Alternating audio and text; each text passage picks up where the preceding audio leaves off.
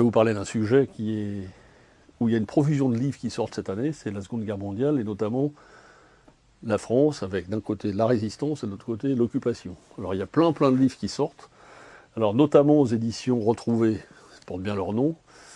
Ils rééditent La vie des Français sous l'occupation en un seul volume. C'est un condensé des 10 tomes qu'Henri Amouroux a consacré sa vie au sujet. Si on veut tout savoir, en plus pour une somme modique, tout savoir, ou surtout se documenter et apprendre plein de choses sur cette période, c'est un incontournable du sujet. Et c'est vraiment un bouquin qui mérite d'être redécouvert. Et dans le même genre, dans le même truc, pour ceux qui ne veulent pas tout lire, ils ont réédité en DVD Le chagrin et la pitié de Max Ophuls, qui raconte la vie d'une ville sous l'occupation, à savoir Clermont-Ferrand. C'est un livre qu'il faut savoir c'est un film, pardon, qu'il faut savoir quand il est sorti en 1971, était interdit. Parce qu'en fait, il remettait en cause plein de choses. Après, il y a eu le bouquin de Paxton dans les années 73 sur la France de Vichy qui a remis tout par terre, et puis jusqu'aux dernières découvertes qu'on a maintenant. On profite depuis 20 ans de la chute du mur et des archives des pays de l'Est et surtout de l'Empire soviétique pour savoir un peu tout ce qui s'est passé. Puis comme ça fait 50, 60 ans, on a un peu moins honte de ce qu'on a fait ou pas fait. Faut pas taper dans un sens ou dans l'autre. Il y a eu des choses bonnes et des choses moins bonnes, et puis il y a 95% des gens qui ont attendu que ça se passe. Mais en tout cas, c'est deux remarquables rééditions. Le chagrin et la pitié en film, qui est vraiment un authentique document sur la période, et surtout La vie des Français sous l'occupation de Henri Amouroux aux éditions Retrouvées. C'est une très bonne idée. Dans le même genre, pas mal de choses qui sortent. Alors après, on passe à des divers sujets. Il y a la SNCF, héros et salauds pendant l'occupation. Donc la SNCF, ils ont joué un rôle quand même primordial dans la déportation et la Shoah.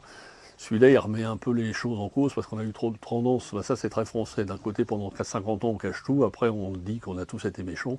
C'est un bouquin qui remet un peu les choses.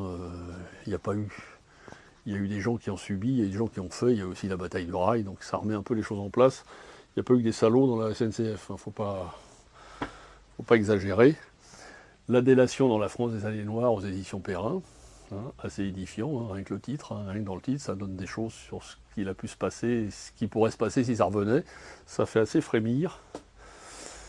Une vision un peu nouvelle de Coco Chanel, qui a soi-disant été, d'après le livre, espionne du Troisième Reich pendant la guerre, et qui ça porte bien dans le lit de l'ennemi, et donc qui a été plus ou moins, non pas collaboratrice, mais quasiment espionne au service du Troisième Reich, donc ça remet un peu les choses en place et c'est assez intéressant, notamment sur la vie parisienne et nocturne et malgré tout fêtarde de ces années-là, de la France sous l'occupation.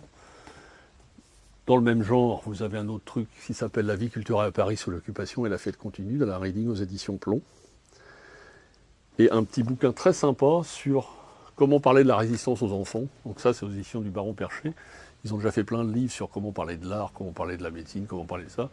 Et ça, c'est un petit bouquin qui remet un peu les choses en place et qui font prendre conscience aux enfants du choix de certains dans certaines périodes, quoi. Donc on choisit un côté ou un autre. C'est pas si simple que ça, ce que je dis, mais bon, il y en a qui ne sont pas posés de questions. Donc ça explique un peu que tout n'est pas blanc, tout n'est pas noir sur le sujet, qu'il y en a pour tout le monde, mais c'est un petit bouquin très bien fait sur la résistance. Deux très beaux livres sur la résistance. Celui-là, même principe que les livres que je vous parlais tout à l'heure, celui-là aux éditions Grunt, un livre sur la résistance avec plein de facsimilés justement de journaux clandestins et de choses, qui est un bouquin très bien fait, très illustré justement, qui s'adresse aux plus jeunes, qui pourrait expliquer un peu comment ça se passait. Voilà. Un autre qui est très sympa parce que c'est fait par un éditeur, les éditions Deboré, qui est un éditeur régional, donc spécialisé un peu dans les livres de région, et donc qui parle de la résistance sur toutes les femmes de l'ombre, mais à travers toute la France. Donc il parle surtout des réseaux qu'il y avait dans toute la France. C'est un bouquin assez intéressant, parce que c'est pas que Paris ou les grandes villes, c'est aussi les campagnes et tout ça, et comme c'est un éditeur un peu régional, c'est un bouquin qui est assez intéressant. Et là, aux éditions Geste, c'est les Français sous l'occupation. Alors là, c'est carrément des photos de la vie quotidienne des gens dans les différents endroits, et que bon, il y a des moments où il se passait des choses quand même, si ce n'est agréable et drôle, la vie continue, quoi. Donc c'est un bouquin d'illustration, les Français, la guerre, l'occupation et la libération.